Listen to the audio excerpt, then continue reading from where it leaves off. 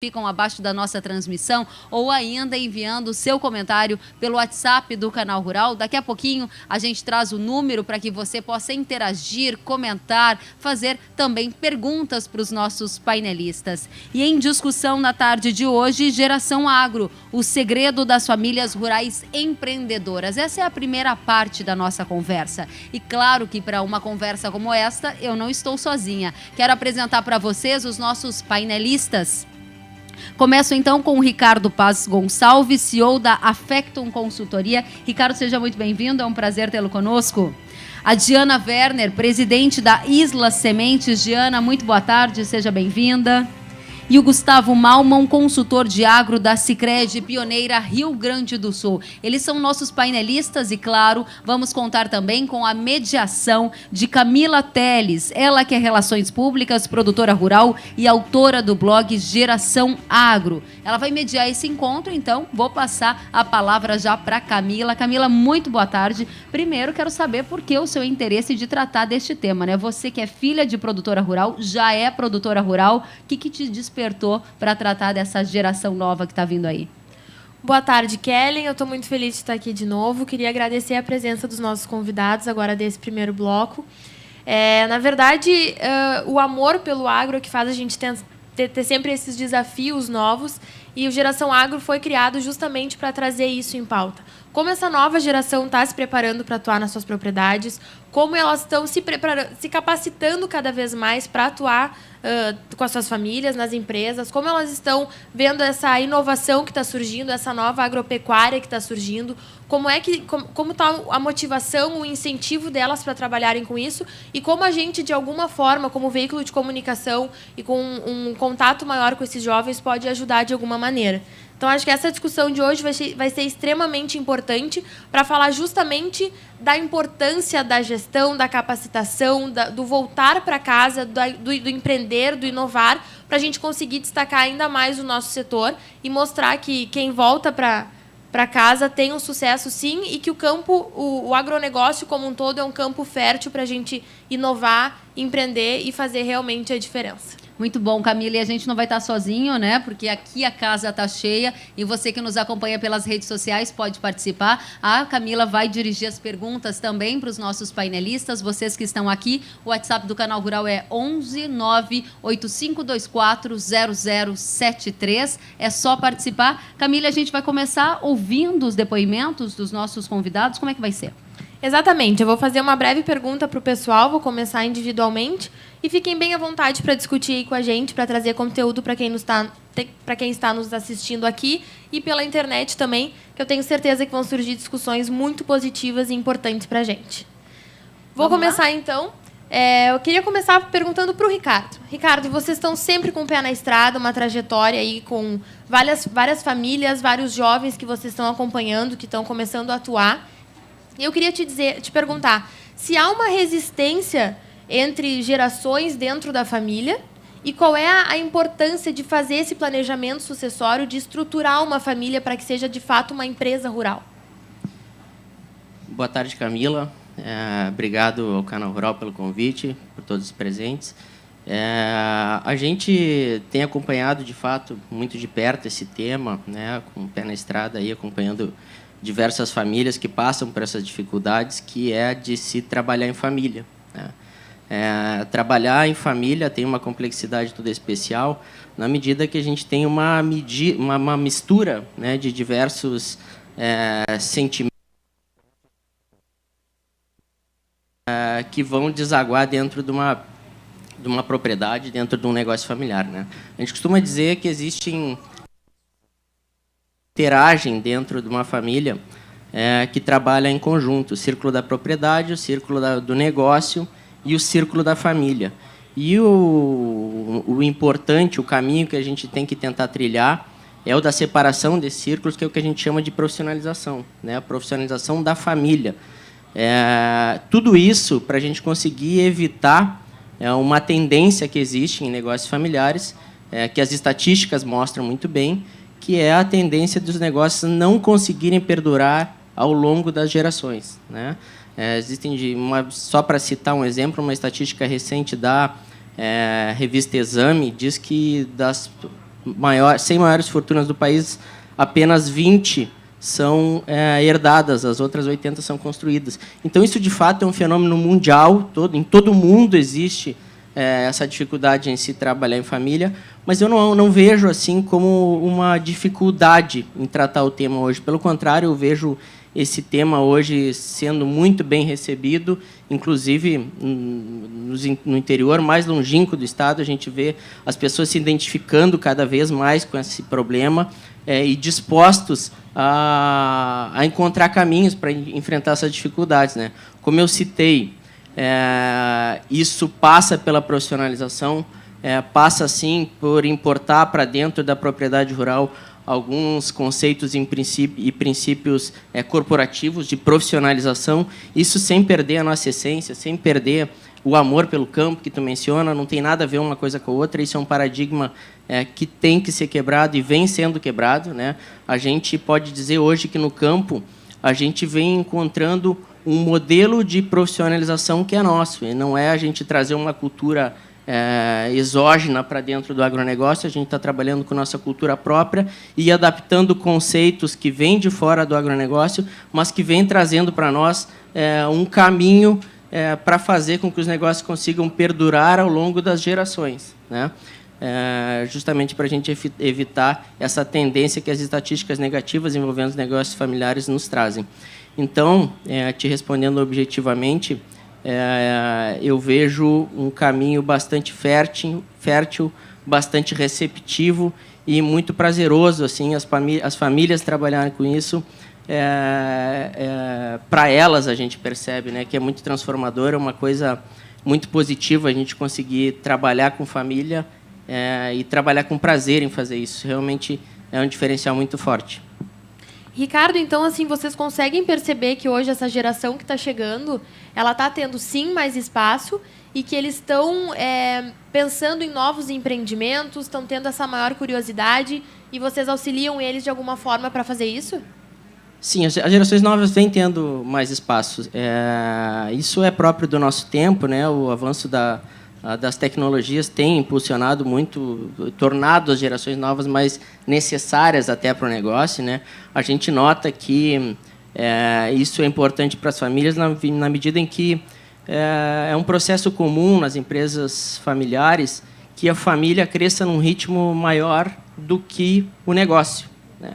E isso traz a necessidade de que as famílias façam com que o seu negócio renda mais e se tire mais resultado do que se tinha nas gerações anteriores. É comum que o aquário vai ficando pequeno para tanto peixe, né? Então, dentro desse processo e dessa dinâmica que a gente tem visto acontecer. Claro que isso, olhando de cima, assim, na particularidade, cada processo é uma dificuldade própria, isso envolve pessoas, então não dá para a gente generalizar absolutamente nada, né? Mas, de uma maneira geral, se vislumbra isso. Ricardo, outra coisa que vocês defendem bastante é a parte de capacitação, governança. E eu queria te perguntar assim, porque antigamente era dito para os jovens que se eles não estudassem, eles iam acabar trabalhando no campo, na roça, né, entre aspas. E hoje é o contrário. Hoje, os pais incentivam eles a se capacitarem, a estudarem. Bom, tu quer trabalhar na nossa propriedade rural, então tu te capacita, tu te especializa, estuda e então volta. Tu concorda com isso? Concordo e vou mais além. Acho muito importante, tem diversas famílias que praticam isso já, que as novas gerações tenham uma experiência fora do negócio da família antes de ingressar, de fato, no negócio da família. A gente vai ver hoje, nos cases que a gente tem aqui, um pouco do exemplo disso, né? E isso favorece muito essa relação de família trabalhando junto, porque propicia as novas gerações que tenham uma experiência com hierarquia, propicia que elas tenham uma experiência prévia com profissionalismo, né? Isso torna o processo muito mais fácil. A gente nota uma diferença gritante de trabalho em família quando as novas gerações tiveram uma experiência prévia fora do negócio familiar. Não que seja impossível, ou que essa seja uma regra, é possível sim se construir uma sociedade familiar, mesmo que não haja uma experiência prévia, mas isso facilita e areja. O que a gente tem que entender também, Camila, é que a gente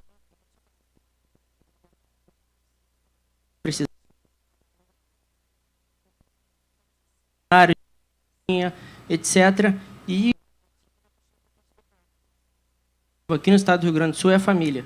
As famílias trabalham junto e toda essa evolução, todos esses resultados que o campo vem entregando para a nossa economia está baseado num sistema produtivo familiar, de famílias trabalhando junto. E sendo essa base, sendo esse o alicerce do nosso sistema produtivo, eu acho que não existe nada mais lógico que se invista nisso, né? Se invista em profissionalização, para que a gente tenha um caminho onde as famílias possam trabalhar junto, com harmonia, né? Entregando mais resultados. Perfeito, então, Ricardo. Te agradeço. Logo a gente vai voltar a conversar. Eu queria falar um pouquinho agora com a Diana, ela que é presidente da Isla Sementes e que vive numa constante quebra de paradigmas, assim, Diana. Eu percebo que vocês valorizam muito a terra, o produtor rural. Eu queria que tu nos contasse um pouquinho como que tu defende isso dentro da empresa e as ações que a Isla promove para aproximar o campo e a cidade. Boa tarde, Camila. Boa tarde a todos. Muito obrigada pelo convite. É um prazer estar aqui com vocês. Nós temos um trabalho muito forte que consiste na lógica de dar acesso. Então, o que é dar acesso? É tornar, né, levado à última instância, é tornar possível que as pessoas tenham e apliquem tecnologia, independente do tamanho da sua propriedade, independente de qual é o histórico, independente do que elas pretendem chegar em termos de objetivo final. Então, se eu sou um produtor de um tipo ou de outro, ou se eu tenho uma propriedade de 5 hectares ou de 500, eu preciso ter acesso ao que existe de mais moderno para ter condições de me adequar a esse novo mundo. A forma como a gente trabalha isso são basicamente 2 pilares: dar acesso à semente, que é o nosso negócio, mas o que tem de mais diferenciado é dar acesso à informação. Então, a gente procura estabelecer essa comunicação na qual a gente olha para o que está acontecendo no Brasil, conversa com o consumidor final, dá voz para esse consumidor. Então, a gente precisa quebrar a lógica de não faço isso porque não tem mercado, não compro porque não tem para vender. Não, né? Então, existe sempre alguma justificativa para não se avançar, mas a gente pode chegar para o consumidor final e perguntar para ele efetivamente, e ouvir as redes sociais, né? Hoje a gente está aqui discutindo nas redes sociais, e elas são uma ferramenta incrível nesse sentido. A gente hoje tem condições de perguntar para as pessoas, ouvir, dimensionar, mensurar e entender o que elas querem. E o consumidor final, para nós, em relação a hortaliças, isso é uma convicção já hoje, está buscando um produto melhor, está buscando diferenciação, está buscando variedade, está buscando se alimentar melhor. A gente já saiu da fase do talvez eu tenha que um dia me alimentar melhor, quem sabe eu terei uma horta, produtor, quem é essa pessoa que eu sei que é importante, mas não sei bem se existe. Né? E as pessoas já estão com um nível de consciência muito mais profundo e querendo isso. Então, a gente se posicionou, bom, vamos linkar esses elos. Então, a gente trabalha basicamente através de comunicação digital, mostrando para as pessoas o que existe, fazendo essa conexão campo-demanda da maneira que a gente enxerga ser a mais eficiente, olhando também para o que acontece no mundo todo, né? Saindo um pouco da realidade Brasil e trazendo também essa informação para cá, para tentar ampliar o máximo possível essa discussão. Perfeito. E tu consegue ver essa geração que está surgindo aí de produtores interessada nessa tendência, nessa questão, em abrir novos negócios ligados a isso? Tu tens algum case para nos contar? Tu convive com com jovens que estão começando a investir nesse ramo? Com certeza. Hoje é quase injusto a gente falar 1 ou 2 cases, porque existem muitos. É muito feliz ver, assim, porque nem são tantos anos assim que eu faço esse trabalho.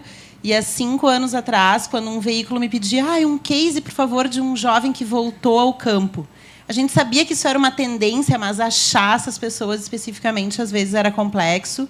Hoje a gente tem inúmeras iniciativas, então a própria hidroponia já se tornou uma realidade, e por questões ergonômicas, por questões de menor risco, uma série de coisas da própria saúde do produto que se vende ali, elas já são inúmeras no país. A gente tem a tendência muito forte dos microverdes e da colheita jovem, que são os produtos que podem ter ciclo de 10 dias da semeadura até a venda num supermercado.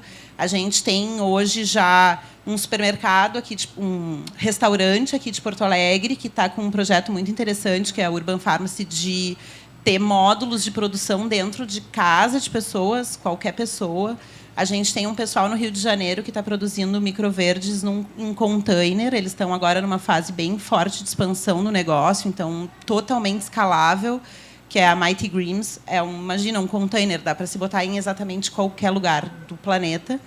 Tem já hidroponia dentro de shopping em Belo Horizonte, tem já fazendas focadas em produção de flores comestíveis, como a Fazenda Maria de São Paulo, tem muitos cases.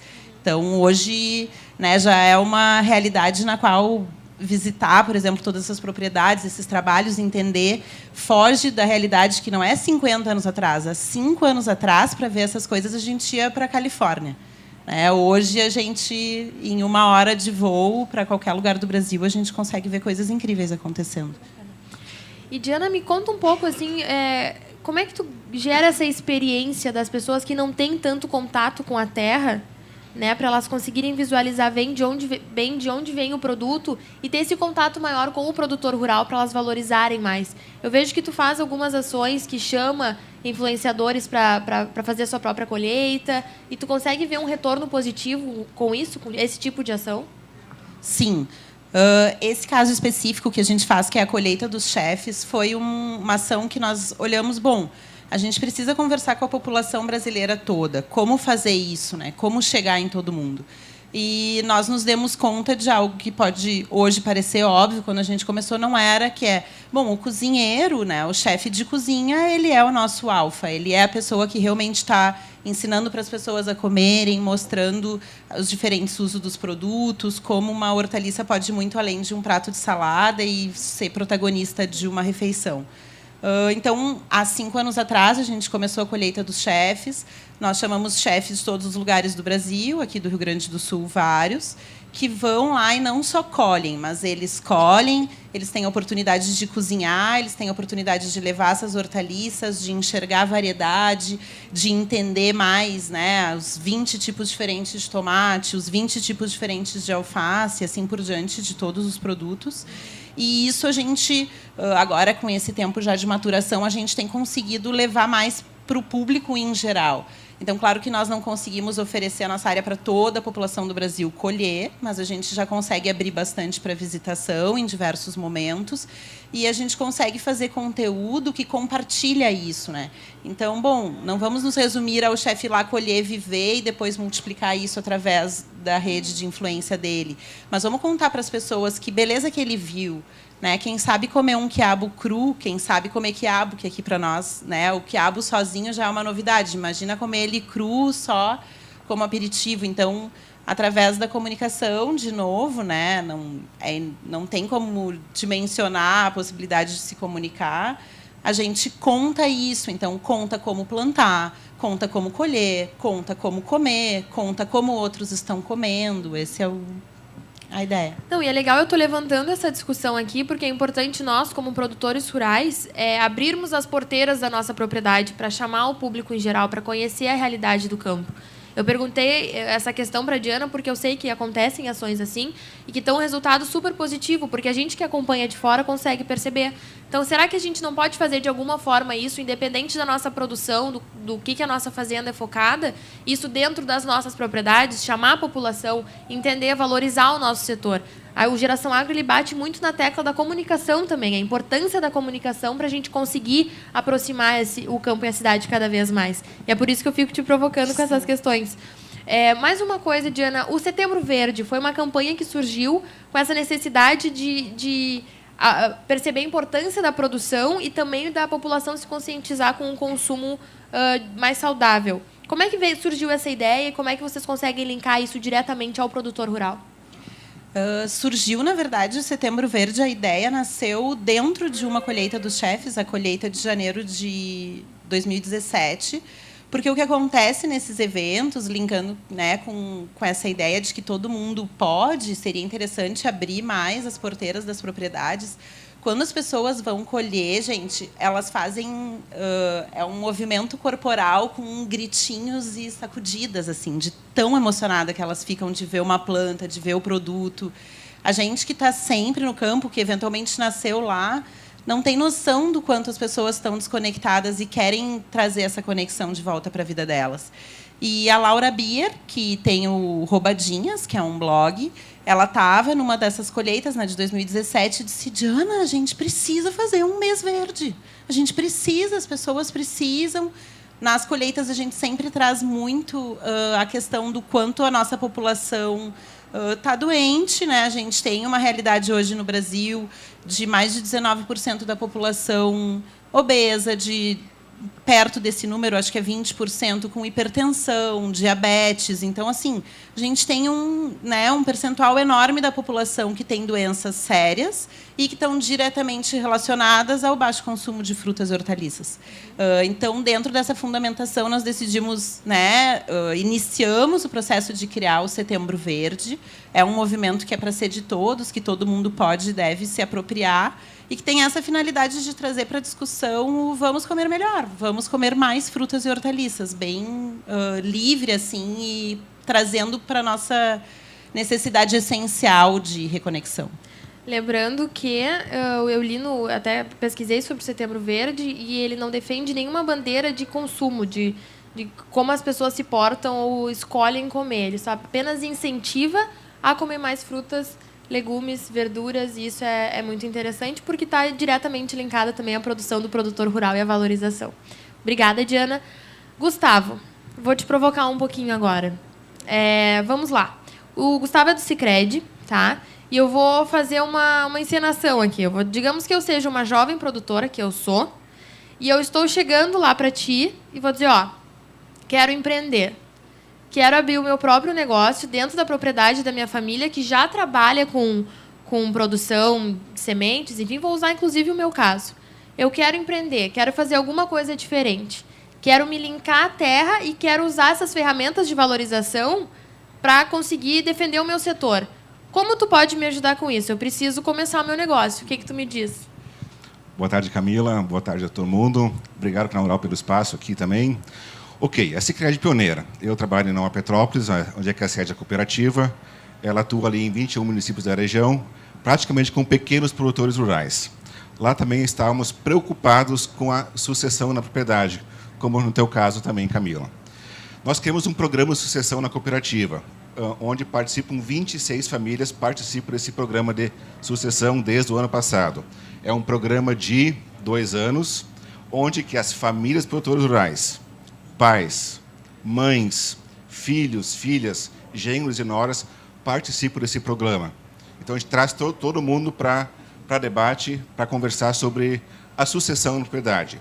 Tem 3 pilares. Primeiro, a família, a gestão de conflitos. Então, temos muitos conflitos nas famílias, e a família é o primeiro pilar que a gente atua. Segundo pilar, a propriedade, olhando mercado, novos negócios e custos. Terceiro pilar, liderança. Então, a gente está preparando as famílias para tratar da sucessão em sua propriedade.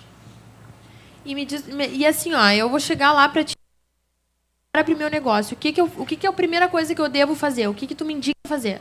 Primeira coisa, se associar à cooperativa, seja ela no lugar do Brasil. Estamos presentes hoje em 22 estados brasileiros e Distrito Federal.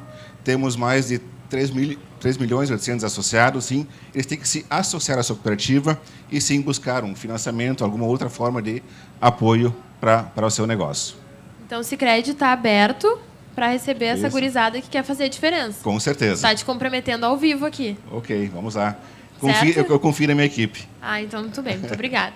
Obrigado. Pessoal, então, assim, eu acho que é importante a gente levantar desse debate inicial a importância, então, desse planejamento sucessório, dessa capacitação para voltar no campo, que o Ricardo defende, a Factum defende, essa importância de ter um acompanhamento profissional para conseguir transformar essa propriedade numa verdadeira empresa rural, a importância disso. A Diana já trouxe também um pouco dessa experiência, dessa motivação, desse incentivo de que as pessoas consigam vivenciar o que o agro é dentro da porteira, o que ele realmente acontece. Lembrando que indiferente do tipo de produção, o importante é a gente realmente manter as porteiras da nossa propriedade aberta e nos valorizar, vestir a camiseta do agronegócio. Acho que essa geração que está chegando agora já tem essa característica e a gente tem que incentivar cada vez mais. E o Gustavo aí, então, nos abrindo as portas para que a gente consiga, de fato, fazer a diferença e começar a a inovar e empreender no nosso setor ainda mais. Porque os nossos pais, como disse aqui o Ricardo, já estão abrindo essa possibilidade para nós cada vez mais e trabalhando em conjunto, certo? Se alguém tiver alguma pergunta que queira fazer, é só chamar a equipe do Canal Rural, que eles direcionam para nós aqui. Não sei, Kelly, o que tu tens aí Tem alguma coisa para a gente? Queres fazer uma colaboração também? Então, a gente está com o WhatsApp do Canal Rural à disposição, assim como a Camila já colocou, as perguntas também podem ser feitas pela plateia. E é super interessante os pontos que vocês levantaram, eu tomo liberdade aqui de fazer algumas colocações. A exemplo de quando a gente fala de sucessão, um dos grandes desafios que já foi mencionado aqui, inclusive, é o embate entre as próprias gerações, né? Quando o filho mais novo chega com uma série de ideias, tentando colocar em prática o que viu na universidade, o que estudou fora, e, ao mesmo tempo, tem um embate com o pai, que há anos faz aquilo e que há anos está dando certo. Dentro da experiência de vocês, o que é uma boa alternativa para que essas duas gerações, de fato, consigam conversar? Porque nem sempre isso funciona, né, Camila? No seu caso, isso funcionou, mas não é todo mundo que vive essa realidade, né? Quem gostaria de comentar? Ricardo? Posso falar. Esse é o que a gente chama de um conflito típico, né? Do filho que chega querendo inovar e o pai que é mais conservador, né? É uma coisa bastante comum e típica, se repete em diversas famílias, em negócios de diversos portes. É bastante frequente essa situação, tá? Basicamente, a resposta para como lidar com isso é muita comunicação, que é o que acaba faltando na maioria dos casos, né? A gente defende e vê funcionar com bastante frequência a necessidade de se fazer um acordo entre pais e filhos, né, sobre como isso vai funcionar, que passa por essa ideia que a gente fala da profissionalização, o que prejudica essa comunicação e esse relacionamento. Em primeiro lugar, essa diferença de perspectiva, né? São pessoas que são criadas em épocas totalmente diferentes, né? Em momentos de vida diferentes também. É natural que uma pessoa mais velha já esteja puxando mais para o conservadorismo, e ao passo que uma mais nova tenha mais ousadia no sangue, né? Uhum. Então, existe essa questão do momento de vida de cada pessoa, mas o essencial é alinhar expectativas, né? Ou seja, que o pai tenha bem claro qual a expectativa do filho, que o filho tenha bem claro qual a expectativa do pai em relação ao seu trabalho, e que se chegue a um acordo, né, a um meio termo entre essas duas visões, a fim de que um saiba o que deve entregar para o outro, né, para que o relacionamento seja mais fluido. É interessante, né? Ouvindo assim, parece simples, mas quando a gente está falando de relação com pai e mãe, trabalhar dentro de família é sempre desafiador. Camila, acho que é interessante também você dividir um pouquinho com a gente, né? Porque você é um exemplo da geração agro. Talvez você não tenha tido a vivência de ter a dificuldade do diálogo dentro de casa, mas quando você conversa com amigos da sua geração, você percebe que muitos até preferem continuar na cidade só para não ter o enfrentamento com a família, ou não? Na verdade, assim, quando eu decidi voltar para casa, voltar a investir no agro, a gente tem aquela visão, eu acho que é comum ter nessa geração, de um certo preconceito. Por exemplo, eu montei minha estrutura profissional em Porto Alegre, me formei em Porto Alegre, agora eu vou voltar para casa. Como isso é possível? Por que eu vou fazer isso? Então, existe essa barreira que muitos jovens ficam se perguntando. O voltar para casa é regredir profissionalmente? Eu acredito que não. Eu tenho certeza que não, porque eu voltei para casa e não me arrependo em nenhum momento de ter feito isso. Foi uma decisão importantíssima que eu tomei. Minha família me recebeu de braços abertos, tive essa super incentivo, mas também eles nunca me obrigaram a voltar. Eles sempre deixaram muito na minha escolha. Se tu queres voltar, a porteira vai estar sempre aberta. E eu voltei, estou empreendendo, estou começando. Eu acho que é um desafio diário, porque tu aprende muita coisa. E o mais interessante é que quem atua hoje na propriedade da família é a minha avó, a minha mãe e eu. São 3 mulheres. Meu pai trabalha em Porto Alegre, ligado ao setor também, mas dentro da fazenda, diariamente, somos 3 mulheres. E são 3 gerações que pensam, cada uma de uma forma, mas que a gente consegue se abraçar e fazer o negócio crescer da melhor forma, com a essência familiar e com essa essência de amor ao campo que vai passando de geração para geração.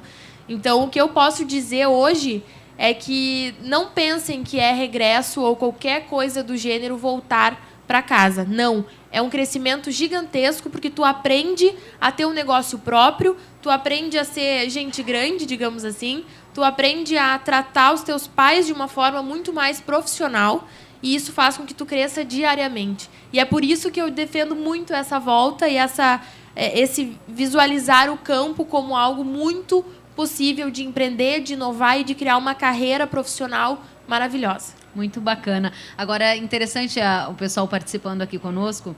Eu tenho uma pergunta do Felipe Basso, que está aqui com a gente. O Felipe que vive isso na própria família. Ele é das Sementes J. Basso e diz assim: vocês estão falando só no caso de sucessão. No nosso caso, são 7 famílias sócias e hoje em uma gestão profissional. A pergunta é: vocês conhecem algum caso de gestão mista, profissional mais familiar, e acreditam que deve ser só profissional ou só familiar? Ótima questão, Felipe, e também serve de estímulo para mais gente participar.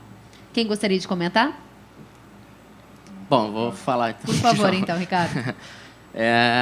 Eu primeiro queria corrigir uma coisa na pergunta dele, que ele coloca um antagonismo entre profissional e familiar, que eu não acho que necessariamente exista esse antagonismo. É perfeitamente possível a gente ser familiar e profissional. Eu acho que esse, na realidade, é o desafio, né? A gente conseguir trabalhar em família de maneira profissional. Então, o primeiro passo é esse, não vejo antagonismo entre ser profissional e ser familiar, tá? Não conheço outra família, no agronegócio, né, de 7 famílias trabalhando junto, mas, de fato, a complexidade aumenta muito, a complexidade dos relacionamentos aumenta muito, né? E eu me arrisco a dizer que é impossível uma organização empresarial com uma complexidade dessas, envolvendo tanta gente e tantas famílias, funcionar a longo prazo, sem regras de governança, sem um processo profissional, ainda que seja empírico e não seja uma coisa trazida de fora, com método, etc., funcionar. Eu acredito que, naturalmente, é possível. A gente conhece de primeira para segunda geração e, entrando em terceira geração, diversos exemplos, né? Mas começa a ficar quase que impossível pela complexidade dos relacionamentos. A gente vai começar a ter aí 3 gerações trabalhando junto, né? Tu imagina, se já é difícil 2, né? 3 gerações, muito mais. Genros, noras, né? Muito mais gente entrando com perfis diferentes, com expectativas diferentes, enfim, a coisa se torna... Se em família já é complicado, tu imagina quando a gente bota negócio no meio, né? Agora eu devo fazer aqui um relato pessoal, né? Eu tive a oportunidade de ir até a Sementes J. Basso e é um caso de sucesso, se eu posso dizer assim, né? São empreendedores que se destacam demais e têm aí essa complexidade da família, mas fazem um grande negócio, são uma das principais sementeiras do país. Estive em Rondonópolis recentemente na Sementes J. Basso. Eu acho que, inclusive, serve de case para a gente aqui, porque imagina, 7 famílias e numa empresa que dá muito certo. Então, depois a gente até vai querer um relato do Felipe para trazer nessa nossa conversa. Você gostaria de colocar o seu comentário nesse sentido como banco, né? A Camila te provocava lá no início, em termos de recursos para jovens empreenderem. Como que dá a assertividade desse recurso? Quando ele é empregado nesse tipo de negócios, eles têm conseguido bons resultados ou a grande maioria acaba falhando no meio do caminho? Sim, no Sicredi, o crédito é a nossa essência, ou seja, nós vivemos de captar e emprestar dinheiro para os associados. Eu já trabalho no Sicredi há 17 anos e não vi ninguém falhar ainda se for fazer investimento qualificado, ou seja, com orientação, planejando muito bem o seu negócio e depois vai colher os frutos certamente. Teve um outro caso que eu sucumbi, aonde que desviou recursos, ou seja, não aplicou naquilo que se estava projetando investir. Então, se fizer um projeto de qualidade, bem estruturado, com certeza vai colher frutos lá na frente. Muito bom, Gustavo. Diana, você estava contando um pouquinho dessas experiências mais novas em relação a um agro, digamos, mais moderno, né, Camila? A gente tem aqui um público jovem. O que você considera que seja o futuro dessa geração agro? Acredito que principalmente focado em uma grande pulverização da produção, né? Minha área é horticultura, então é sobre essa que eu posso falar mais. Não ousaria me meter em outras partes da agropecuária, Mas o que a gente vê, assim, propriedades cada vez mais próximas das cidades, propriedades cada vez, ainda que os produtores grandes dividindo áreas para estar produzindo em diferentes locais, em diferentes climas, com diferentes metodologias de cultivo. Então, acredito muito, na verdade, nessa pulverização. A gente já vê tendências de hiperlocalismo, então a produção levada à última instância, assim, próxima mesmo, né? Quadras de distância, poucos metros, produção em áreas menores. Né? Não adianta a gente não imaginar que no futuro a gente vai ter que lidar com o uso mais escasso da água, ou ao menos mais consciente. Tomara que ela esteja sempre aí para nós, mas pelo menos nós vamos ter que ser conscientes em relação a ela, uso mais consciente em relação ao próprio solo.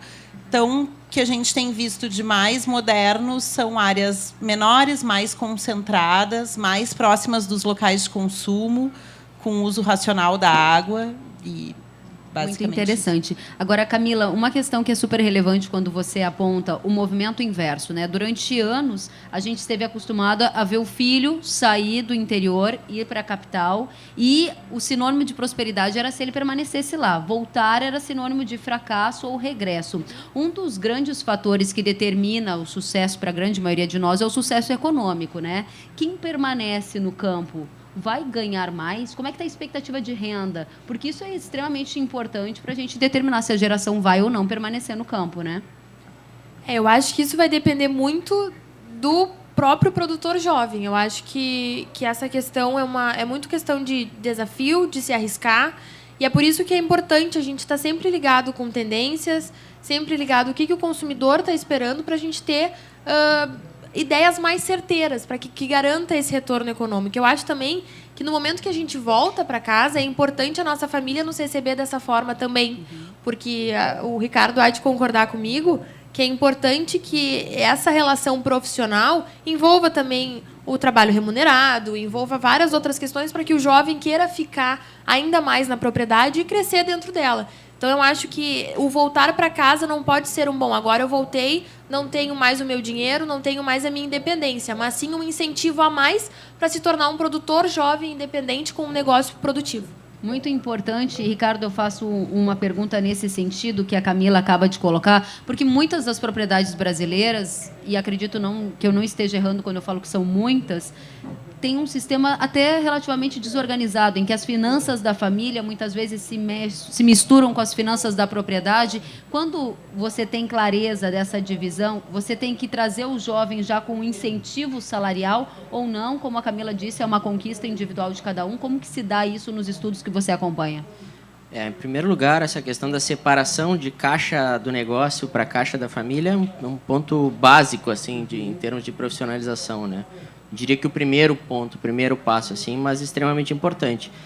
Um segundo aspecto disso é a questão da fixação das retribuições financeiras de maneira adequada, que ocorre com bastante frequência quando se trabalha em família, a mistura mesada com salário, com distribuição de lucro, as coisas acabam não tendo o nome adequado nem a forma adequada, né?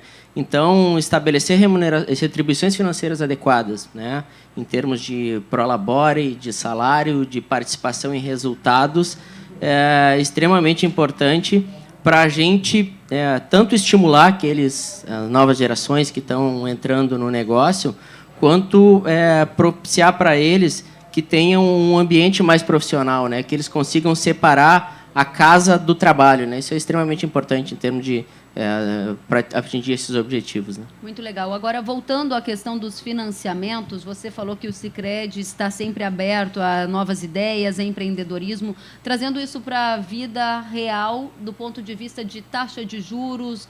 Tem alguma taxa subsidiada para empreendedor jovem? Ou seja, a gente te dá um juro menor porque a gente sabe que o risco de quem está começando é mais alto? Como é que funciona isso? Isso. Para operações de investimento, basicamente, a gente opera com operações BNDES. Seja de Pronaf mais alimentos, que é um juro bem subsidiado, a taxa de 4,6% ao ano. Temos o Inovagro, que visa a inovação tecnológica no campo, também uma linha do BNDES, então a taxa é pré-fixada.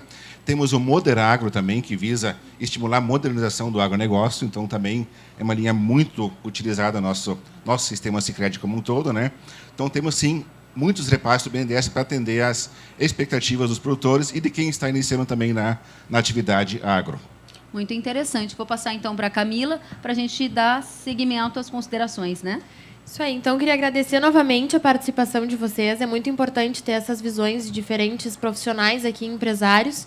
E queria que vocês dessem uma consideração final, que vocês falassem um pouquinho aí para a gente o que vocês aconselhariam o jovem que está começando hoje, que está voltando para a propriedade rural. Queria que vocês dessem um conselho para eles, por favor, começando aqui pelo Ricardo.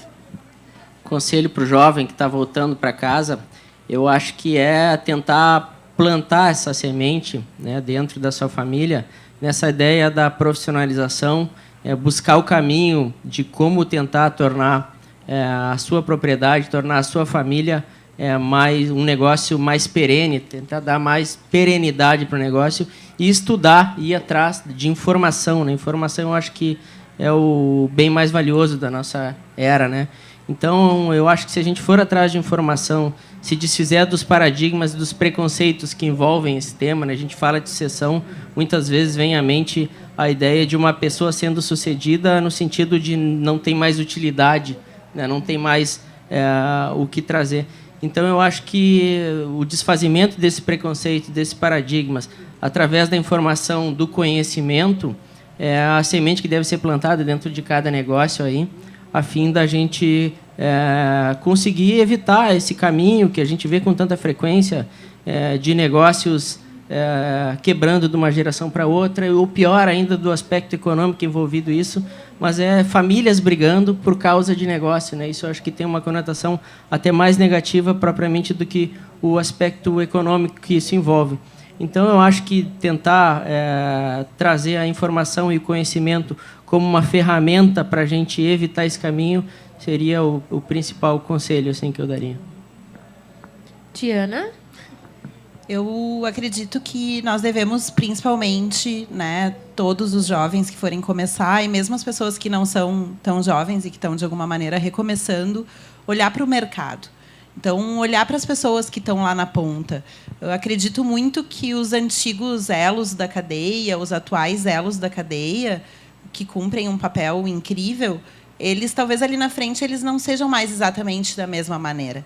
E a gente precisa, de alguma maneira, parar de subestimar o público final e achar que ele vai eternamente aceitar as coisas sem questionar, sem entrar na nossa propriedade, sem perguntar, mas como que tu está fazendo aquilo que vem antes do que tu disse que está fazendo, que vem antes do... Então, entender o que a gente realmente melhor, que, na minha opinião, passa muito por acreditar em fazer algo novo, acreditar em fazer diferente, acreditar em oferecer algo que ainda não está sendo oferecido. E a informação, né, linkando com o que vem sendo dito, está aí para isso. A gente tem hoje a possibilidade de olhar para o que acontece no mundo todo, de olhar para o que acontece no país e de ouvir o que o público final está pedindo. Então, mais do que o clichê de ouvir o cliente, eu acho que realmente olhar para o mercado, né, não sair plantando qualquer coisa. Eu vou plantar porque o meu vizinho planta, ou porque sempre se plantou assim, ou porque... Não, o que o público... Bom, quem que eu vou atender? Eu vou atender a minha cidade? O que a minha cidade está buscando? Vou atender meu estado? Vou atender o meu país? O que essas pessoas estão procurando? O que é diferenciação para elas? O que é inovação para elas? Ouvir de verdade o mercado. Esse é minha principal mensagem. Obrigada, Diana. Gustavo? Ok, encarar a propriedade rural como uma empresa também, ou seja, qualificar essa gestão, buscar entender de custos, ver a questão patrimonial, ver resultado, como é que é a divisão desses resultados, enfim, qualificar, consigam alçar voos maiores.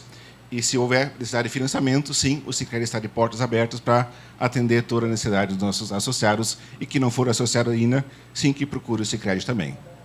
Muito bem, agradeço novamente a participação de vocês. Agora vou passar para a Kellen para começarmos o próximo bloco. Exatamente, chegaram mais algumas perguntinhas aqui no finzinho, chegaram pela internet, chegaram aqui da plateia. A gente vai continuar juntos também na próxima parte aqui do nosso painel. Neste momento, eu quero agradecer a cada um de vocês. Uma salva de palmas para Ricardo Paz Gonçalves, CEO da Affectum Consultoria, a Diana Werner, presidente da Isla Sementes, e o Gustavo Malmon, consultor de agro da Sicredi Pioneira Rio Grande do Sul. Você que está conosco pelas redes sociais do Canal Rural, veja o vídeo de um dos apoiadores deste fórum que acontece aqui na Expo Inter, em Esteio, no Rio Grande do Sul.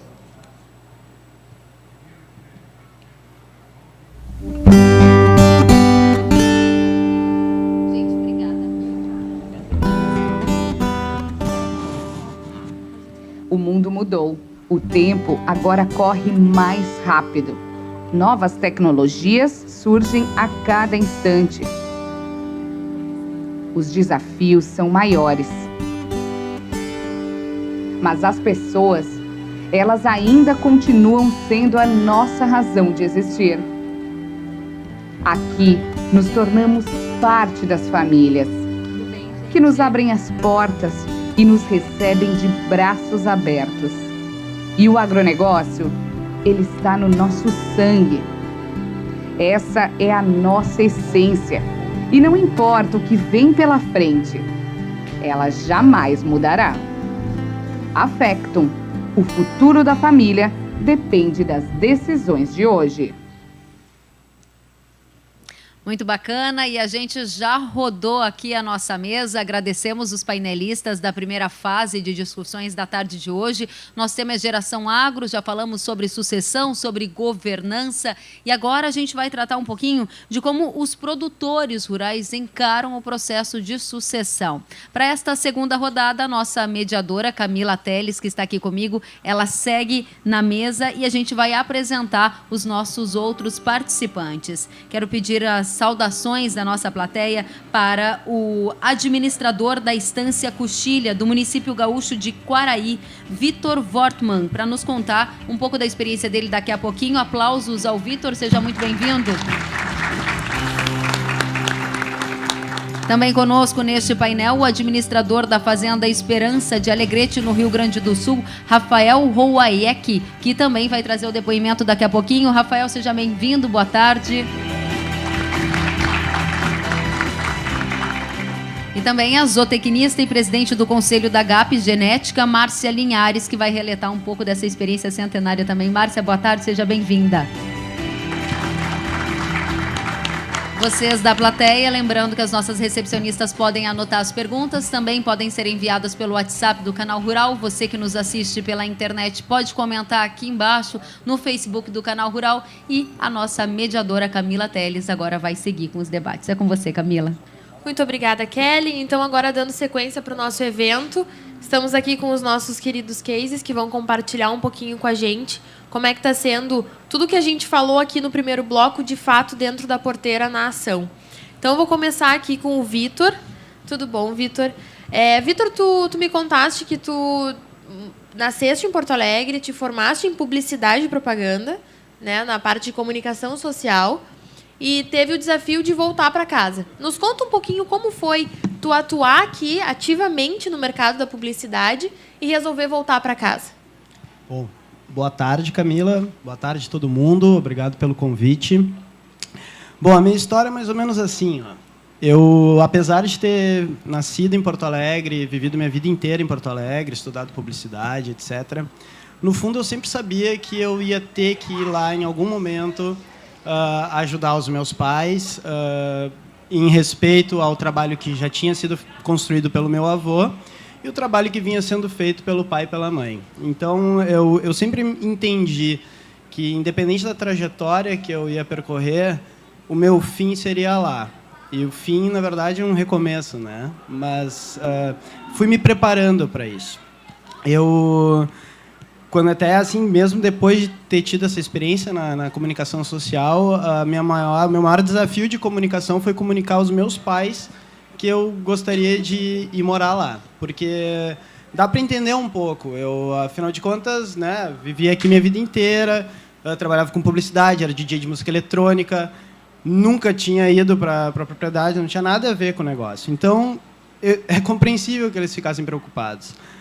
Só que, como eu tinha essa experiência, fui construindo aos poucos e entendia o que precisava ter, o que um negócio precisava ter, eu fui trabalhando nessa parte de liderança, fazendo cursos, depois estudando mais essa parte da pecuária em si, o manejo de pastagem, mas principalmente entendendo que eu precisava me pôr no meu lugar, que eu estava vendo uma coisa que já funcionava há bastante tempo, que já tinha atores trabalhando lá, que tinha uma gestão acontecendo, e que eu precisava me incluir nisso, precisava demonstrar o meu valor, porque ninguém sabia ainda qual era.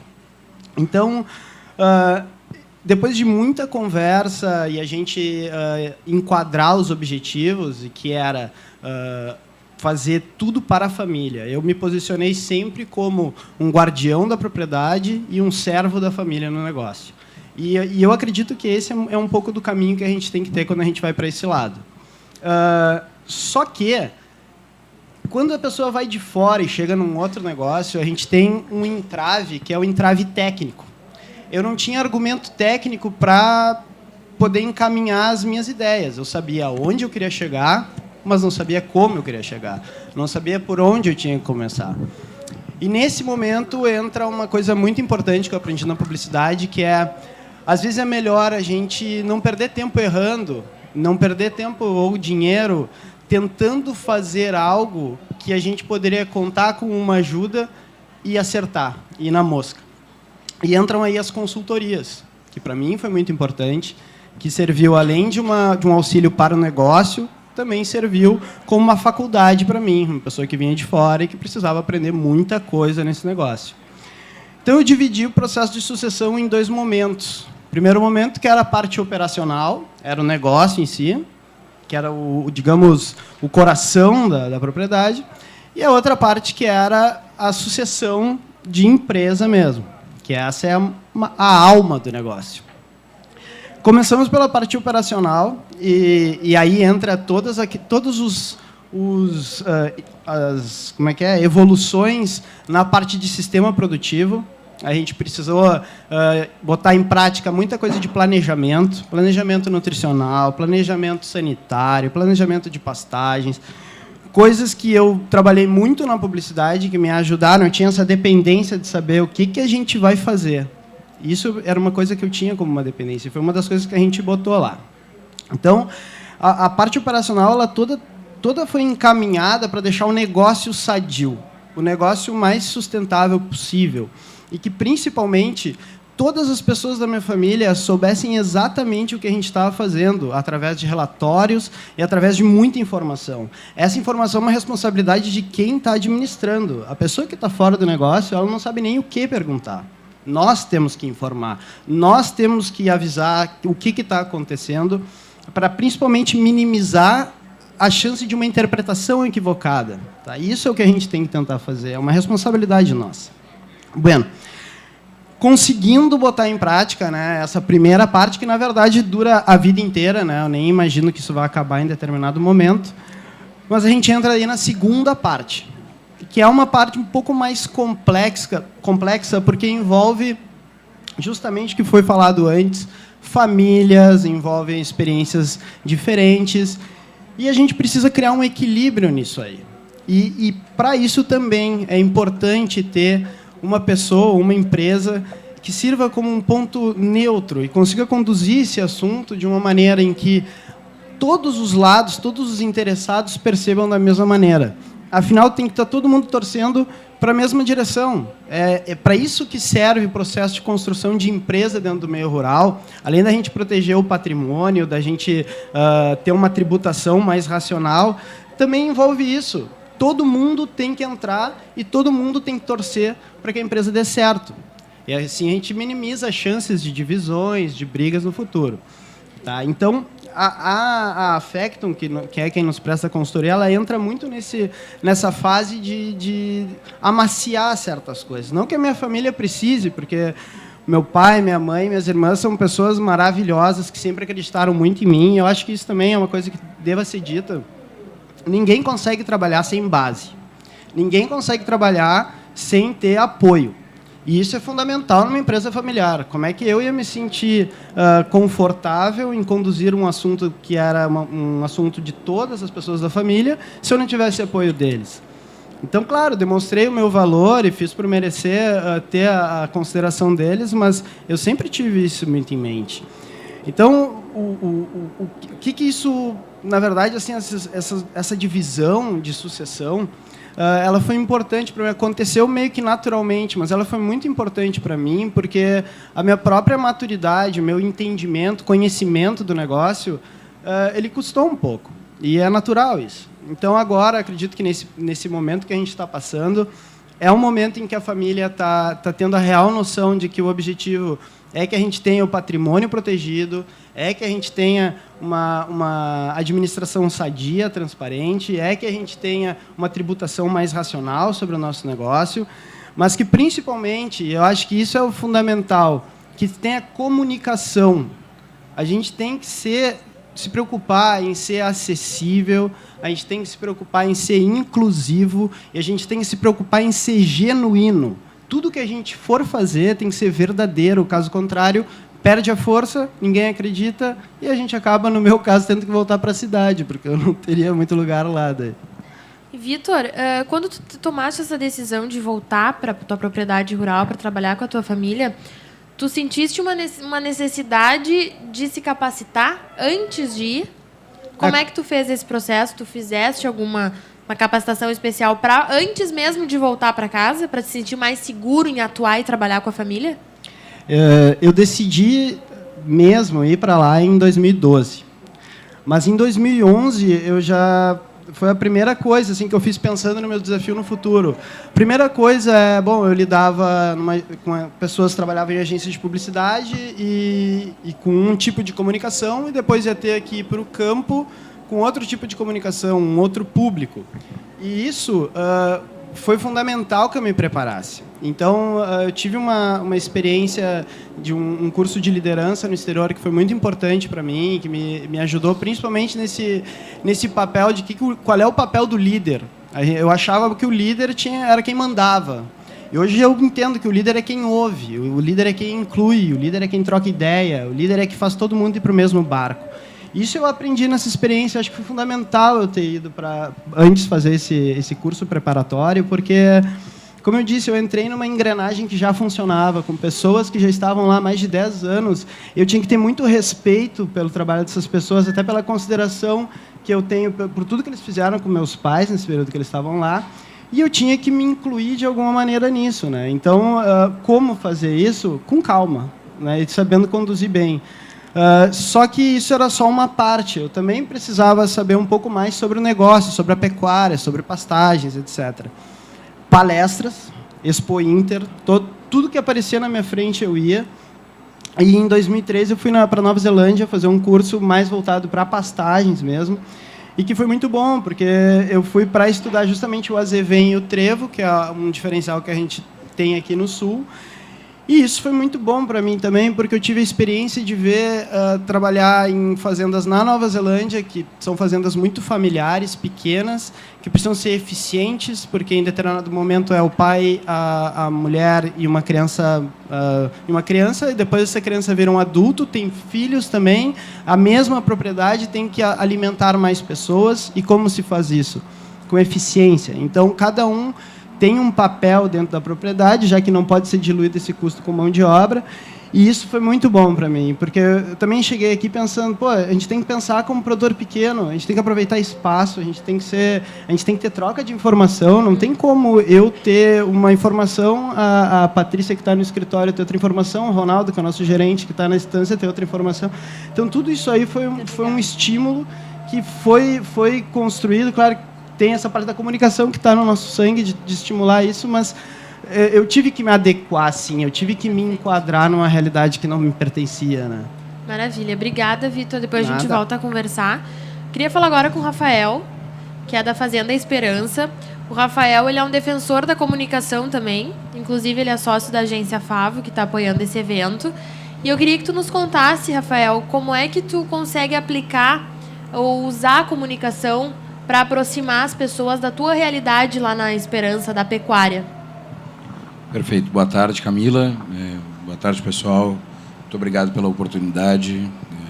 Parabéns, Camila, por sempre promover eventos que buscam essa valorização, que buscam a reunião de pessoas que querem falar de agronegócio, que querem falar da nossa realidade. Vida longa sempre é o Geração Agro. Especificamente sobre comunicação, eu acredito muito, eu também passei por esse processo, passo até hoje, é um processo recente, eu sou advogado de formação, trabalhei 10 anos aqui no Ministério Público, em Porto Alegre, e, em razão de perdas familiares, tive de retornar para o meu Alegrete, e hoje lá estou à frente da Fazenda Esperança. Um processo bastante complexo, a gente sofre, né, sempre o dia a dia, o aprendizado, uma outra área, pessoas, enfim, uma diversidade de adversidades e de obstáculos que são diários. Eu me lembro quando terminou o meu primeiro ano lá na Fazenda, e eu falei com o Fernando Cavalcante para ele, Fernando, agora eu já passei um ano, eu já sei que é só repetir. Ele disse, cara, o próximo ano é tudo diferente. E o próximo ano é tudo diferente. E, bueno, e realmente é isso.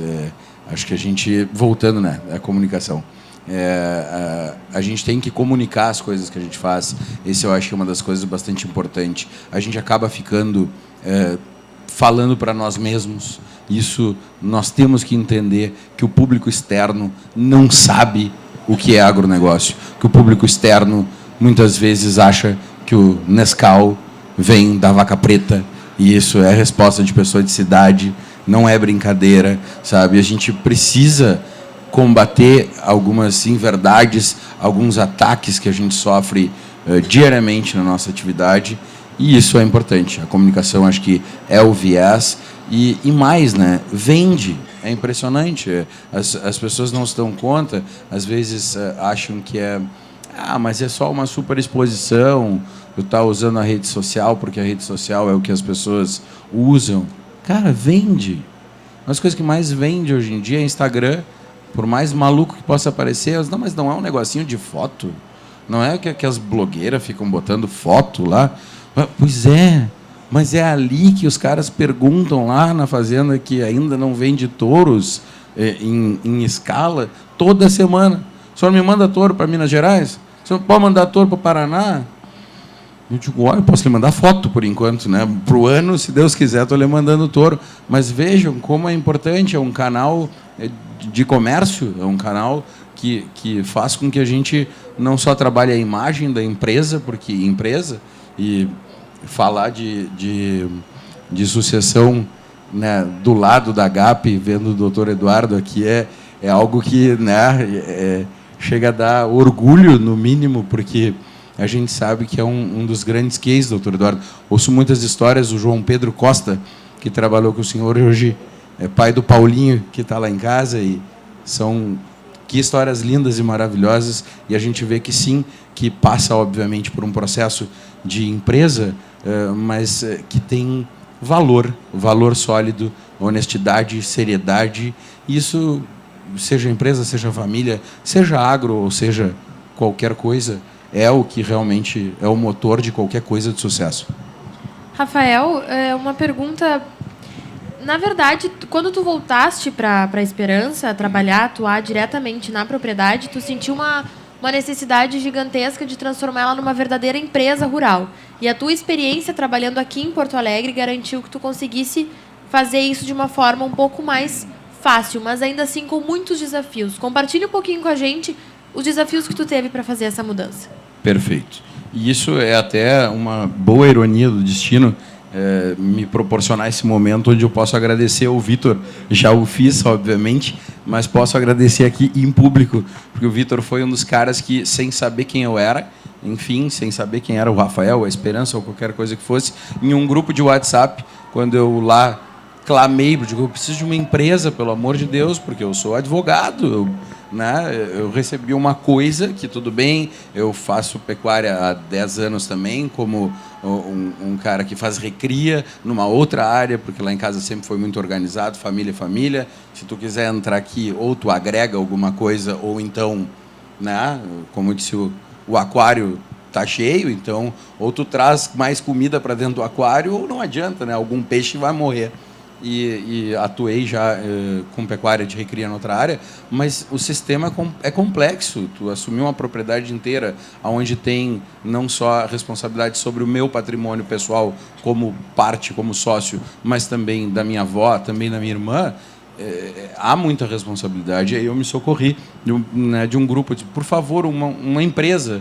E o Vitor veio com uma conversa fantástica, com um carinho que é nato dele, essa coisa... Né, entendeu a minha dor, trouxe para mim a mensagem dele, me indicou a empresa que casualmente hoje trabalha para nós, que é a PRM, do Pablo e do Pedro Rocha Marques de Itaqui, e que são uma empresa fantástica, são pessoas que nos conduzem e fazem realmente esse trabalho, assim, dão uma segurança, você não tem ideia.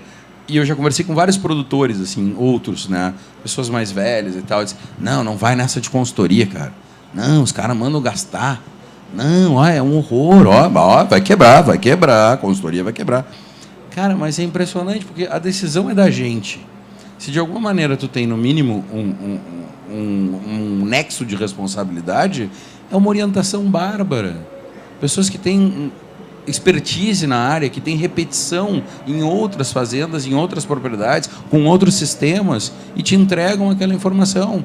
Porque mais importante aí, vamos lá, que lidar com gado, e não vamos dizer mais importante, tão importante como saber de gado é saber de gente, é saber de processo. Se a gente pegar hoje a última pesquisa, que eu acho que é da Nespro, da Embrapa e da Unipampa, isso, eles falam em 38% de... a preocupação maior é de 38% do produtor é com custo.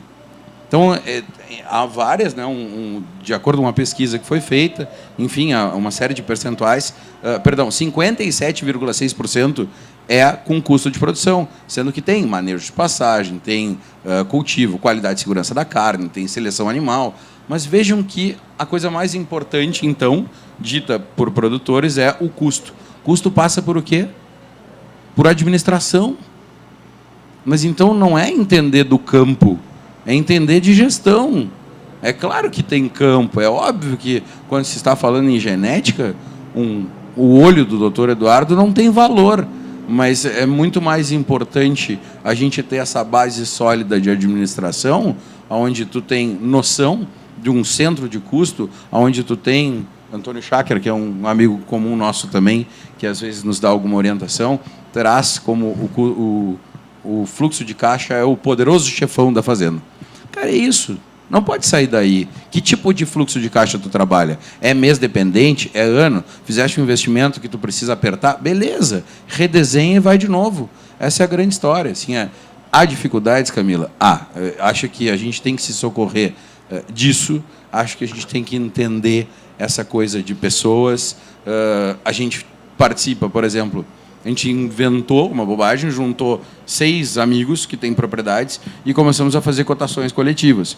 No mundo do Alegrete, não, mas como assim? A vaidade do doutor fulano é muito maior. O doutor fulano não pode sentar do meu lado para dizer, vamos comprar junto, Rafael. Não, porque tu vê, eu tenho alguma limitação. Para com isso, tia. A vaidade do cara está travando ele. O cara está com uma realidade, uma toca lá no Sicredi do amigo aí, e está ali, sabe, passando trabalho. Poxa, te reúne, te une com a pessoa, compartilha informação, porque a gente já conseguiu... Eu estou na 4ª geração da família.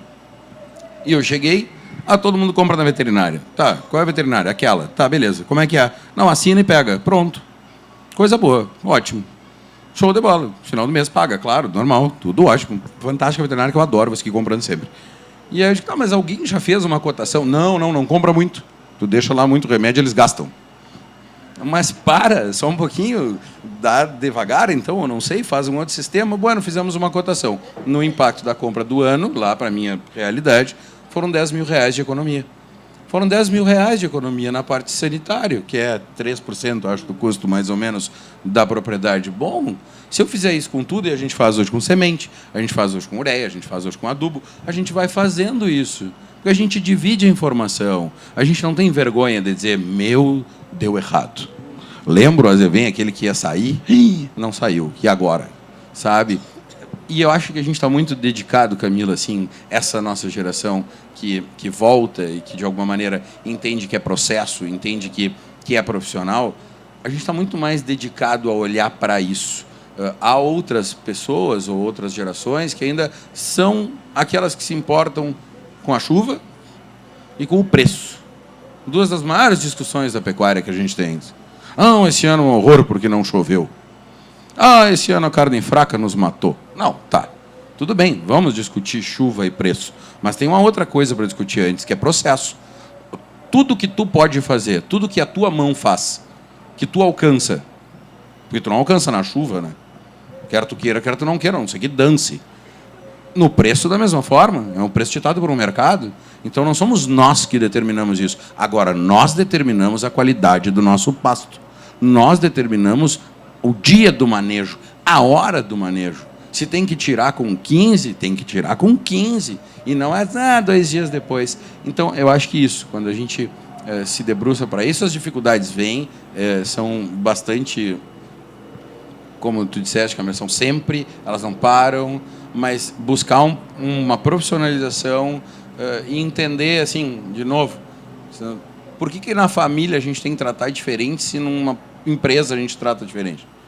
Eu sou sócio da agência Favo de comunicação, eu tenho uma casa de carnes também com outro sócio, amigo meu, eu tenho outras empresas, e por que lá eu trato o meu funcionário, tu tem que chegar na hora, tu tem que sair na hora, teu salário é esse, tua obrigação é essa, teu dever é esse, teu direito é esse, pronto. Na família, não. Na família é diferente. Não, mas trata diferente, porque é filho. Não pode. Tem que ser sério, tem que ser responsável, tem que ser profissional. E como qualquer empresa, eu brinco isso lá em casa, sempre digo, que foi traumático, né? Eu cheguei, enfrentei a existência de um gerente anterior, que tinha métodos mais tradicionais, mas eu dei a opção, eu digo, cara, olha só, faz de conta que eu não recebi uma propriedade rural, faz de conta que eu recebi uma farmácia, e que é a farmácia que está ali na praça, sabe, a praça, a esquina, aquela mais a esquina da praça, perto da igreja, que está mais ou menos assim. É uma farmácia antiga, tradicional da cidade. Eu que recebi essa farmácia, eu posso tentar transformar ela numa Panvel, que é um grande case de sucesso do nosso estado. Não estou dizendo que eu vá, se eu vou conseguir eu não sei, mas eu posso. Por que a gente não vê assim a propriedade? E é sempre diferente. Cara, é uma empresa, é isso. Nosso processo é esse, trazer uma série de culturas, ações e processos que fazem com que a nossa atividade rural seja profissional e a gente entenda a realidade disso. Tem produtor rural hoje trocando figurinha. Tem produtor hoje perdendo figurinha. E não sabe nem o que faz dentro da propriedade, porque não calcula. Quem não faz cálculo, né, diria Antônio, quem planta acho, colhe quase. Né? Obrigada, Rafael. Eu queria destacar 2 pontos desse bate-papo até agora, que, na verdade, aqui, sem perceber, a gente consegue mostrar que realmente os jovens e os novos empreendedores que estão voltando, produtores rurais que se ajudam, se abraçam e trabalham em conjunto, têm a ter um retorno positivo, como a gente teve o exemplo aqui do Vitor e do Rafael. Então, eu acho que isso é mais uma característica da nossa geração, que a gente tem que cada vez mais se unir, trabalhar junto e lutar junto pelo nosso setor. Isso é extremamente importante. Antes de passar aqui para a Márcia, eu queria lembrar que quem quiser fazer alguma pergunta para os nossos convidados, fique bem à vontade. É só chamar a equipe do Canal Rural ali, que já está a postos, que a gente depois, a Kelly, consegue direcionar aqui para o pessoal. Não deixem de fazer. A gente está aqui para debater e para conseguir um conteúdo bem bacana. Márcia, queria te agradecer, então, a presença, né, estar aqui com a gente. Sabemos do histórico e da fortaleza da GAP Genética, que é referência em vários aspectos. E eu fico me questionando sempre, como uma empresa dessa grandeza, responsabilidade e respeito prepara as novas gerações para atuarem? Porque vocês são uma empresa familiar, histórica, e que vocês têm novas gerações chegando. Como vocês preparam essas gerações para chegar, para trabalhar com vocês? Bom, boa tarde a todos. Boa tarde, Camila. Muito obrigada pelo convite. Contando um pouquinho de história da nossa empresa, uma história, como tu falasse, uma história centenária. Então, começou com o meu bisavô. E depois foi tocada por muitos anos a Cabanha Azul, pelo meu tio-avô, Lauro Dornelles Macedo, do Alegrete. E por muitos anos ele tocou sozinho. As irmãs nunca, eu acho que pela época, nunca foram convidadas, talvez pelo tempo, um tempo um pouco machista nesse sentido, assim, de não enxergar a mulher no agronegócio. E, ao passar do tempo, ele precisou de ajuda e ele foi buscar, assim, nos sobrinhos essa ajuda para tocar o negócio dele dentro da pecuária. Aí ele convidou o Eduardo, meu pai, que está aqui presente, agradeço a presença aqui, o apoio, e mais 2 primos para seguir tocando as suas fazendas lá em Uruguaiana. Passado alguns anos, o Lauro veio a falecer e as 2 irmãs tocaram por mais algum tempo os negócios da família. Também por diferenças de gestão, de ideais dentro do agronegócio, acharam por bem, então, ter a cisão entre as 2 irmãs. E, no núcleo da minha avó, ela tem 2 filhas, né, e as 2 filhas trabalharam juntos por mais um tempo. Em 93, mais ou menos, o que foi a cisão delas, o Eduardo criou, então, a GAP. Trabalhando o Eduardo com seus 5 filhos, onde 4 deles e mais 2 genros atuavam no negócio. Nesse momento, ele sentiu a necessidade de profissionalizar. Eu acho que o Eduardo, sempre teve dentro do agronegócio, talvez por vir também de outra, da capital, sei lá, ele teve sempre uma visão, naquele momento, muito profissionalista e muito ligada aos números do agro, né? E eu acho que isso, sem dúvida, foi um grande diferencial, né, dentro da nossa empresa. E ele formou uma holding nessa época. Mas, antes disso, para mim, teve um fato assim que foi muito importante, onde ele chamou cada um dos seus filhos e perguntou qual era a nossa vontade, se era de trabalharmos juntos ou não. E todos disseram que gostariam de seguir trabalhando junto. Então, essa opção, tu ter essa opção e não ser uma imposição, eu acho que é um fato assim muito importante que sempre deve ser levado em conta. Nada tem que ser obrigado e tudo, né, tem que vir da vontade das pessoas. Nesse momento, depois seguiu trabalhando junto, mas existiu essa necessidade, vamos dizer, de profissionalizar, mais gente trabalhando, o grupo crescendo. E, em 2004, então, se fez o primeiro protocolo familiar. Com ajuda, eu acho que sempre essa busca de profissionais para ajuda é muito importante.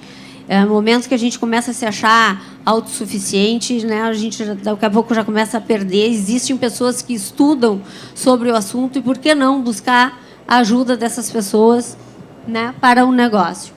E, então, teve ajuda de psicólogos na época, foi a Cláudia Tondo que nos ajudou nesse primeiro protocolo familiar, onde tu cria regras da família, regras da empresa. E onde a gente começou a aprender a trabalhar, uma coisa que o Ricardo falou aqui, que às vezes passa tão batido assim, mas é que são as bolas, né, Ricardo? A bola da família, a bola do negócio e a bola da empresa. E isso é um exercício que, por muitas vezes, tu aprende e tem que fazer. Agora eu estou na família. Não, agora eu sou o negócio. Ou agora eu sou apenas um dono, né, que tenho ações sobre aquele patrimônio.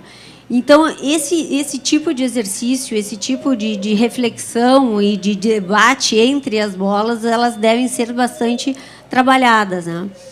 Eu acho que um momento começa a me dar conta de coisas assim, que, tipo, a bola, na nossa família, eu acho que a bola família, por exemplo, daí não tanto talvez pelo Eduardo, mas mais pela minha mãe, ela foi muito bem trabalhada.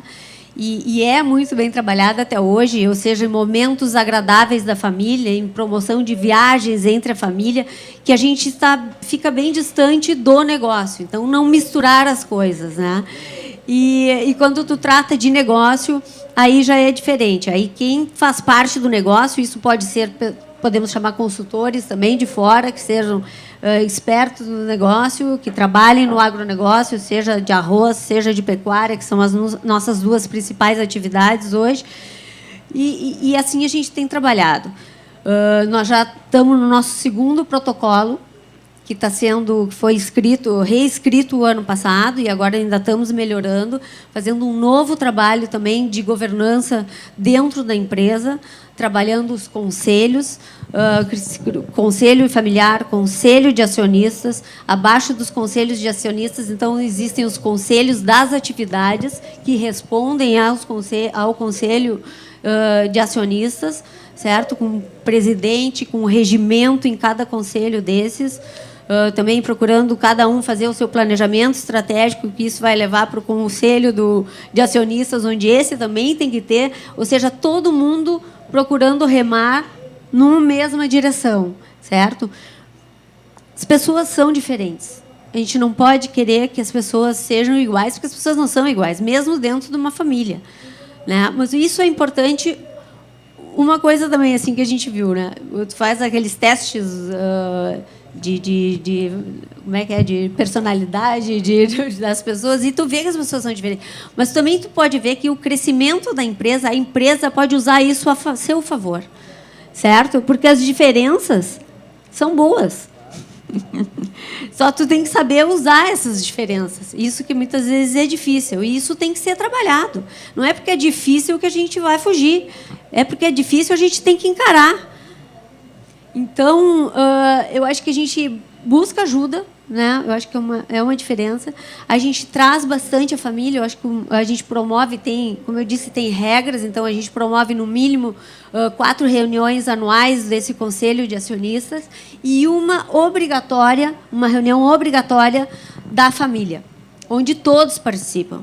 Esse ano está aqui presente meu filho aqui de 13 anos, eu tenho uma filha de 11 anos, eles também vão ser convidados a participar desse conselho familiar. E nesse conselho familiar se apresenta números do nosso negócio. É muito importante que todos tenham conhecimento do que é a nossa atividade, como que ela funciona, as particularidades da nossa, que nem falou aqui, né? Um dia chove, tem coisas que é particular desta atividade, tem diferença em relação a outras atividades. Então, não é apenas o número, mas o cenário bom, eu acho que é por aí o recado, alguma coisa, e eu fico à disposição para perguntas. Maravilha, Márcia. E, assim, é importante destacar que numa empresa dessa organização cabe várias especialidades, certo? Ou seja, os jovens, eles conseguem atuar dentro, não só os jovens, os profissionais contratados, a família que está surgindo, consegue, com suas diferentes destaques das suas particularidades, consegue ser desenvolvido dentro da empresa, certo?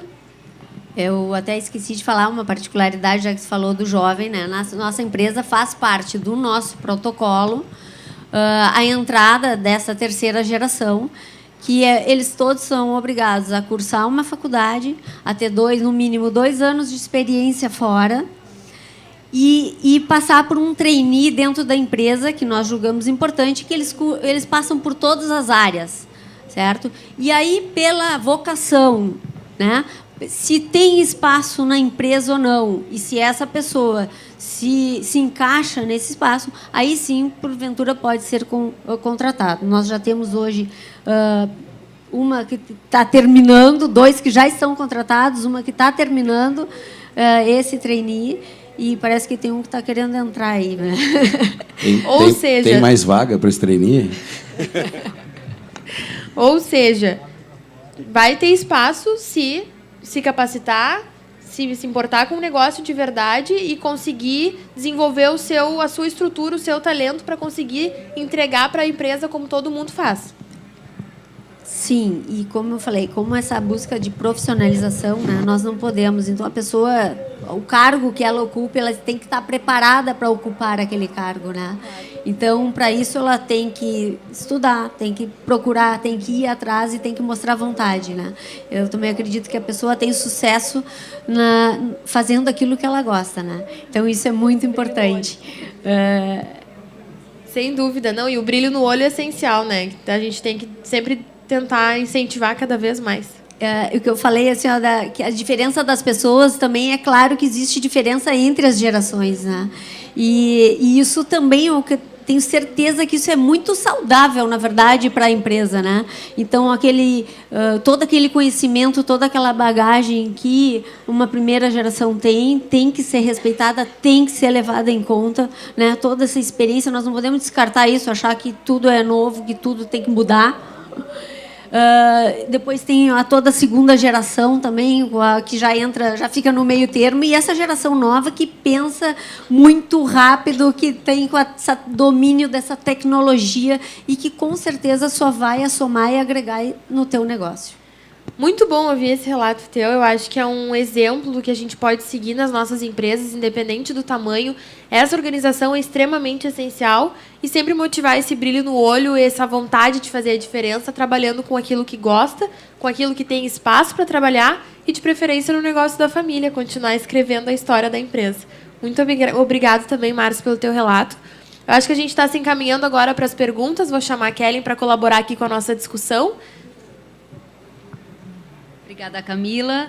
É muito interessante ver que parte do que vocês disseram está super alinhado com o que a nossa audiência está interessada em saber também. A gente recebeu participações do pessoal de Goiás e algumas pessoas aqui, e me chama a atenção também, como ouvinte desse painel, é um ponto em comum na fala de vocês três, que é a importância dada ao trabalho de uma consultoria ou de uma empresa, seja o psicólogo que ajudou, no caso que a Márcia mencionou, seja da consultoria que ajudou a construir esse processo de transição, de entrada, assim como todos vocês colocaram. E isso é um dos pontos que a nossa audiência justamente quer saber.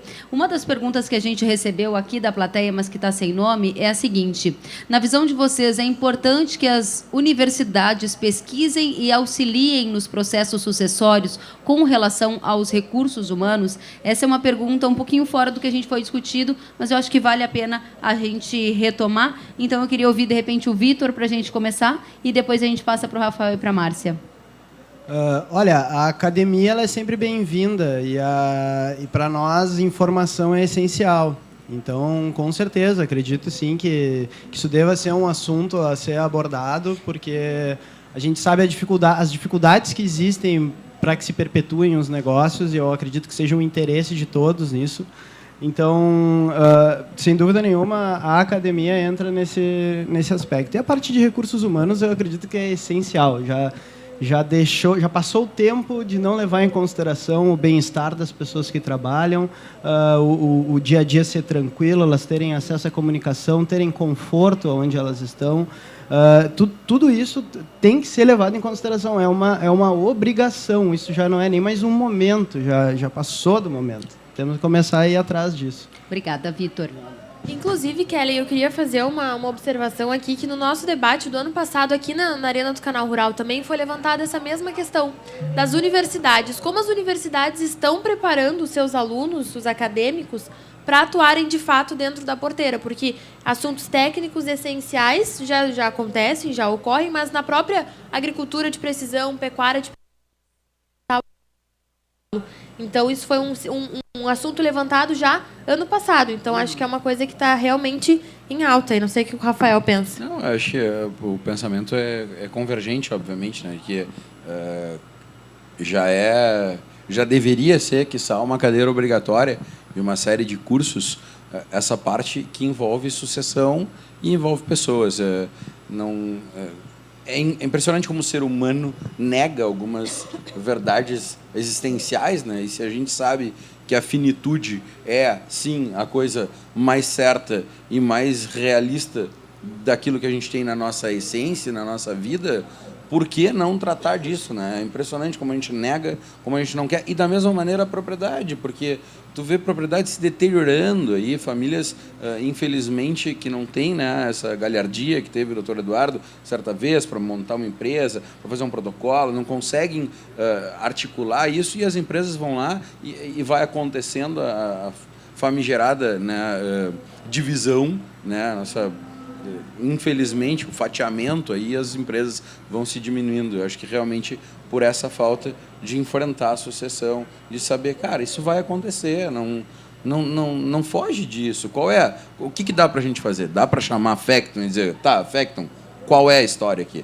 Qual é o custo disso aí? O que isso acarreta para nós, como a gente faz, porque todo mundo fica, não, mas olha, fazer uma holding, que horror, doutor Eduardo, hoje ainda é assustador fazer uma holding.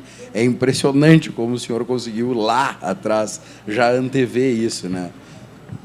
Todo mundo, sim. A gente ouve ainda o argumento de que se fosse fácil, todo mundo fazia, né? E às vezes está do lado da gente, a gente não vê. E é simples, é uma questão tributária. Por que eu estou me matando, acordando às 5h30 da manhã, gauchão, para ir para o campo, tomar mate, etc., e cuidar do meu azevém?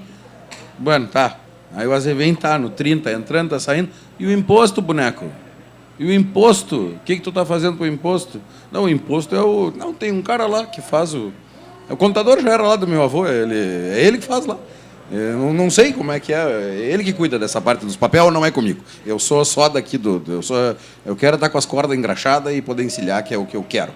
Poxa, então tu tá te matando para ganhar, botar 20 quilos mais ali naquele animal, aumentar o GMD dele, e tu tá com um buraco ali do outro lado saindo grana, infelizmente por falta de planejamento. Só como último recado, não por venda, mas assim, mudou bastante minha forma de ver. A gente já entendeu, a Márcia falou sobre números, pai é ligado em números. Há uma universidade, hoje, universidadeintegra.com, é de um cara chamado Antônio Schacker, que para mim é uma referência absurda no Brasil. É um zootecnista, é um cara que trabalha a visão da propriedade através dos números. Cara, ele é impressionante. Além de pessoa impressionante, é um profissional fora do esquadro. E ali há alguns cursos disponíveis que é exatamente isso, é tu tratar métricas de dentro da fazenda. Por que tu não tem 30, 40 indicadores que podem te dizer, opa, eu olhei para esse número, eu nunca tinha visto. Mas é assim, então produz X através de Y. Opa, então agora vamos olhar para onde está vermelho, para onde está amarelo, e não ficar olhando só para o verde. Muito importante também chamar a atenção aqui para quem nos assiste nas redes sociais, que está acompanhando essa discussão da nova geração, é perceber o quanto eles têm a visão de negócios, né? Isso é, de fato, completamente diferente de empresas que prosperam para empresas que não prosperam, em muitos casos, é quando você tem essa visão multidisciplinar e, mais do que tudo, focada em negócios, é business, né? Não adianta você ter uma alta produtividade se você não está cuidando bem da parte tributária. Agora, outro exemplo que a nossa audiência também está comentando de algo que foi dito aqui, tem a ver com a fala da Márcia. A Márcia há pouco falou sobre a importância do trabalho de trainee e de quanto os próprios membros da família, das próximas gerações, vão fazer parte do corpo da empresa, se estiverem capacitados para isso, mas também se entrarem lá no comecinho para entender o processo. Aí, Márcia, o Adilson Gonçalves Ferreira, ele está nos acompanhando pelo Facebook, obrigada, Adilson. Ele disse o seguinte: um bom exemplo, neste caso, é o Antônio Hermínio de Moraes, que coloca os filhos nas empresas como faxineiro e depois subindo os degraus até chegar na administração. Eu conheço casos de família que os filhos tomam a frente dos negócios dos pais e acabam com o patrimônio conseguido em várias décadas de trabalho. Ou seja, ele está colaborando, algo que você também já disse, né? Márcia, aproveitando, então, para fazer uma questão para você, e que acho que também foi dita aqui pelos meninos, é um ponto extremamente relevante que a nossa audiência está perguntando. A importância de ter trabalhado fora da fazenda para depois voltar para a fazenda. Você contou o seu caso como DJ, como publicitário, você como advogado do Ministério Público, a Márcia também comentou um pouquinho disso. Quero saber, é melhor sair, ficar 2 anos fora e depois voltar para a propriedade, ou essa experiência não faz toda a diferença na sua visão, Márcia? Não, a gente, tanto que faz parte do nosso protocolo, e dizer para vocês assim, que uma coisa que eu também aprendi fazendo o protocolo, a importância desse protocolo ser feita com todas as gerações. Tá? Não foi nada imposto de cima para baixo, eles fizeram parte da construção desse protocolo. Isso eu acho que é fundamental também, porque eles fazem, todos da família, todos do negócio fazem parte da construção daquilo. E aí a visão, né, o sentimento já é outro. Quanto à pergunta, eu acho que... Como é que era a pergunta mesmo? Justamente sobre a necessidade de sair, trabalhar fora para depois retomar. Certo. Desculpa. Bom, como eu falei, faz parte do nosso protocolo, porque a gente acredita que isso é fundamental, né? A pessoa que trabalhando fora, ela tem outros patrões, que não é só não são só pessoas da família, né? Ela aprende, então, a se reportar às pessoas, ela aprende a participar de regras, né? E seguir regras, e é diferente. Eu acho que é uma experiência fundamental e de grande valia para quando essa familiar retorna para o negócio da família. Muito bom, obrigada, Márcia. E a pergunta é para você, Vitor, com base em algo que você também já nos contou. Antes de você trabalhar na fazenda, você trabalhou em outros locais, né? Essa pessoa pergunta para você sobre isso, e as experiências foram relevantes para o papel que você desempenha hoje? Totalmente. Eu vejo assim, que a publicidade acrescentou em 5 coisas, na minha visão. A primeira delas é a parte de planejamento. Como eu havia dito antes, é fundamental. Qualquer marca precisa passar para atingir determinado público na maneira correta, precisa passar por uma pesquisa e fazer um planejamento para que contemple isso, né? A outra coisa é a solução de problemas, que essa é uma característica que todas as profissões têm, né? A gente tem que sempre resolver o problema. A criatividade instigou mais esse lado criativo, que às vezes por uma questão de agilidade, ou por custo, ou inclusive por uma solução diferente, tem que ser posta em prática. A terceira coisa foi essa questão dos especialistas, né? A gente contar com pessoas que possam, de fato, nos ajudar a chegar onde a gente quer, sem botar dinheiro fora, sem perder tempo e sem queimar a massa cinzenta, né? E as outras 2 coisas é a parte de comunicação, que é fundamental, a troca de informação, estimular essa troca de informação entre as pessoas aqui e entender que a gente tem responsabilidades da porteira para dentro, como comunicador, e da porteira para fora, falando até em consumidor final. A gente está passando, no momento, um processo de educação, um processo onde as pessoas, como já foi dito aqui, as pessoas estão sabendo o que elas estão querendo comer, o que elas não querem comer.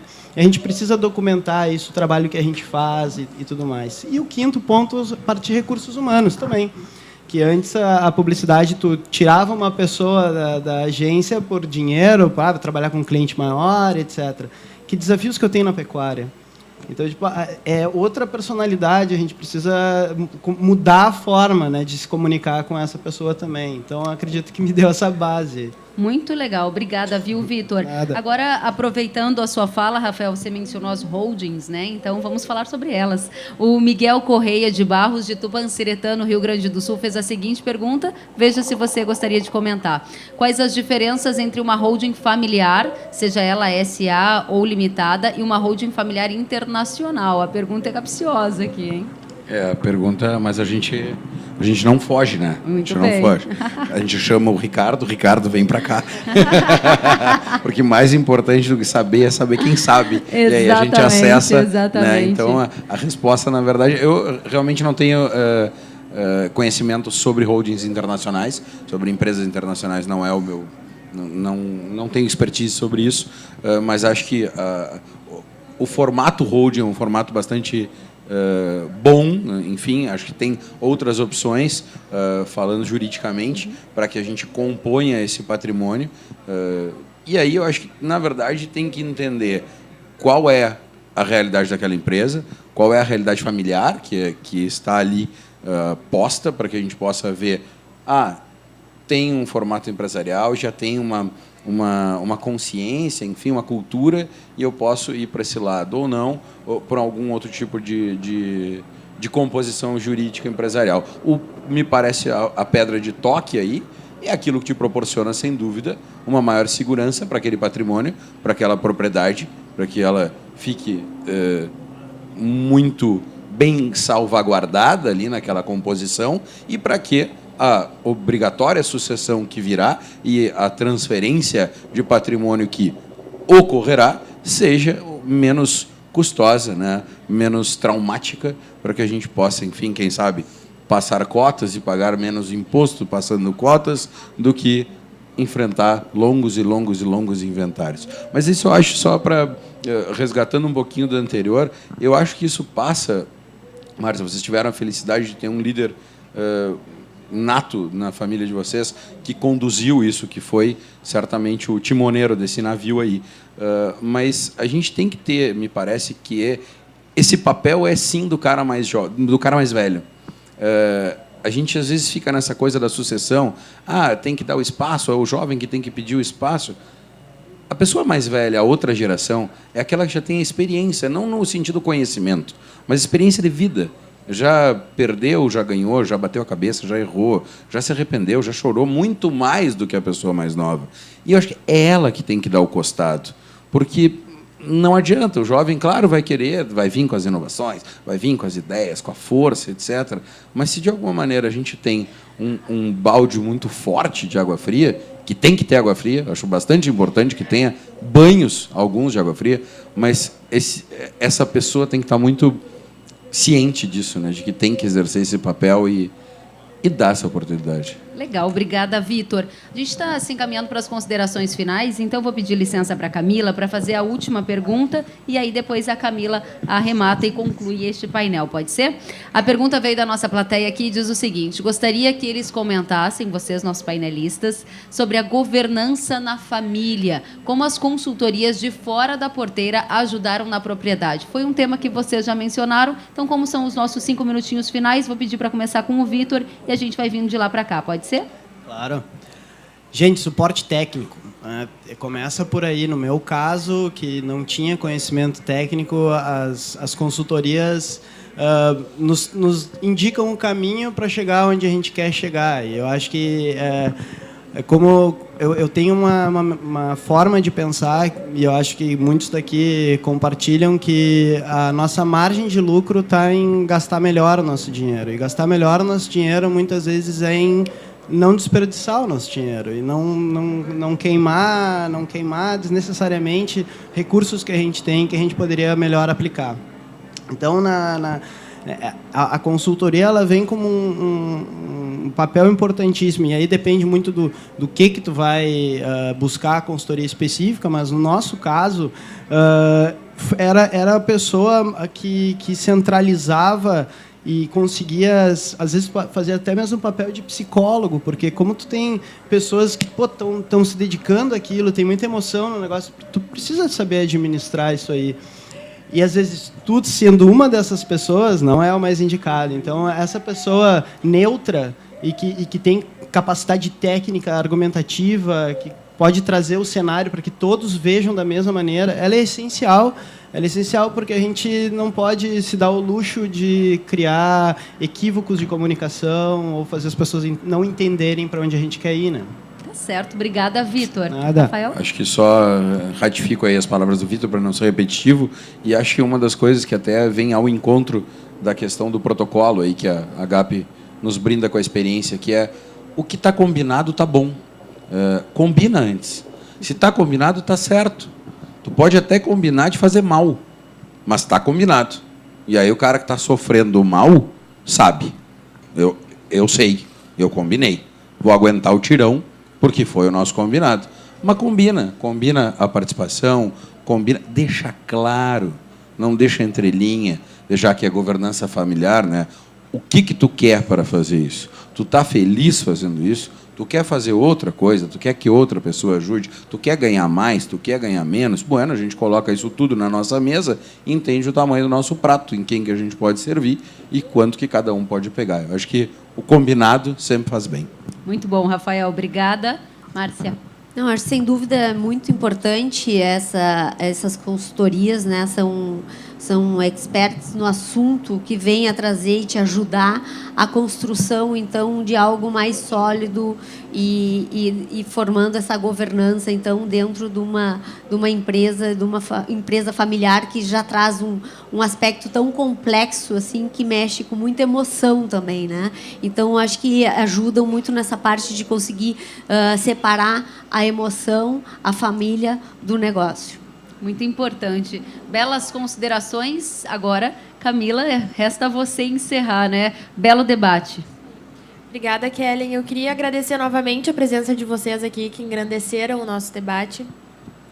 A gente está sempre, o Geração Agro está sempre aprendendo, escutando e conhecendo melhor como é que funciona todo o processo. Eu acho que o nome do nosso evento era Os Segredos das Famílias Empreendedoras Rurais. E hoje aqui ele foi além do que a gente imaginava e conseguiu dar dicas importantíssimas, não só para quem está começando a atuar, mas também para quem já está atuando.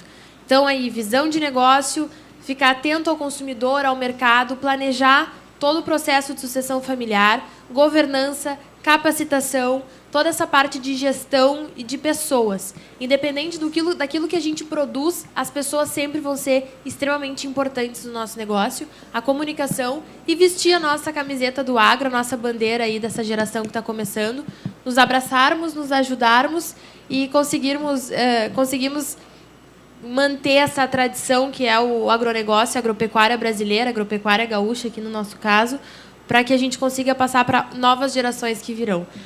Quero abrir as portas novamente do Geração Agro, do Canal Rural, para o pessoal que está com alguma dúvida, que tem a acrescentar, que quer nos contar algum case, que quer conversar com a gente. Nós estamos ativos nas redes sociais, tanto do canal quanto do Geração Agro, no Instagram, que é um ponto forte, como até o mesmo Rafael Ayai que falou por aqui. Estamos à disposição, estamos esperando vocês, vamos construir esse agro do futuro juntos, que na verdade ele já chegou e a gente já está construindo. Quero agradecer novamente essa oportunidade de estar aqui com vocês, em nome do Geração Agro, em nome da FAVO, em nome dos jovens produtores, agradecer ao Canal Rural. E é isso, muito obrigado. Kellen também, muito obrigado pelas tuas contribuições, é sempre uma honra dividir contigo. Deixa a palavra contigo. Obrigada. Muito obrigada. Uma salva de palmas para a Camila Teles, nossa mediadora, ao Victor Wortmann, administrador da Estância Coxilha, ao Rafael Roaiek, né, Rafael? É meio difícil, mas tá aí. Muito obrigada, administrador da Fazenda Esperança, e a Márcia Linhares, zootecnista e presidente do Conselho da GAP. Gente, aplausos para eles, por favor. Uma belíssima tarde. Ótimas informações, cases de sucesso, muito aprendizado agora. É colocar a mão na massa. Geração Agro é com vocês. Uma excelente tarde a todos. E durante a semana vamos ter vários painéis aqui da Arena do Canal Rural em Esteio para todo o Brasil. Claro, eu aguardo a sua companhia. Uma ótima tarde e até amanhã. Tchau, tchau. Obrigada, gente.